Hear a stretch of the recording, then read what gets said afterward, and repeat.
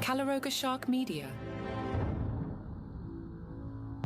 Hi there, I'm Johnny Mac with 5 good news stories. Congratulations to John and Keisha. They renewed their wedding vows at the Land of Natura water park. They did it at the top of the water slide. It was part of their mission to break the Guinness World Record for most vow renewal ceremonies completed in 30 days.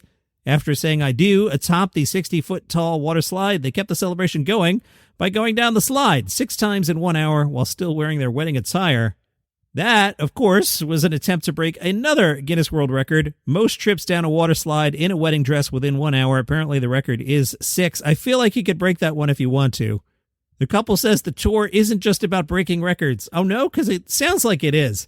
Instead of hosting one traditional wedding, they're traveling across the country to celebrate with friends and family wherever they live. And if, a record happens to get broken along the way, it might happen. Their next renewal was scheduled to take place at a distillery in Kentucky. Let's see what the scientists are up to. Engineers at the University of Texas at Austin have developed a prototype jacket that can pull moisture from the air and turn it into drinkable water. I like it. The high-tech fabric collects water vapor from the atmosphere and channels it into a detachable harvesting unit. Those units are then placed into a small foldable collector and gently heated, releasing clean drinking water. The jacket can produce between about 3/4 of a pint and 1.5 pints of water each day. The tech could one day benefit hikers, campers, runners, agricultural workers, military personnel, and disaster response teams. Anyone working where clean water is difficult to find. The researchers hope the technology will eventually be built into backpacks, tents, emergency shelters, and other outdoor gear. Sounds really cool. Different scientists have discovered 2 extraordinary planets that are almost as large as Jupiter, but so light they're actually less dense than cotton candy. Planets TOI 791b and TOI 791c orbit a small dwarf star about 1,100 light-years from the Earth. You'll find it in the constellation Volans. Although they're giant gas planets, each has an incredibly low density. Scientists say they're between 28 and 35 times less dense than Jupiter, making them among the fluffiest planets ever discovered. Researchers believe the 2 worlds formed together and are locked in a rare orbital dance. For every 5 trips the inner planet makes around the star, the outer planet completes almost exactly 3.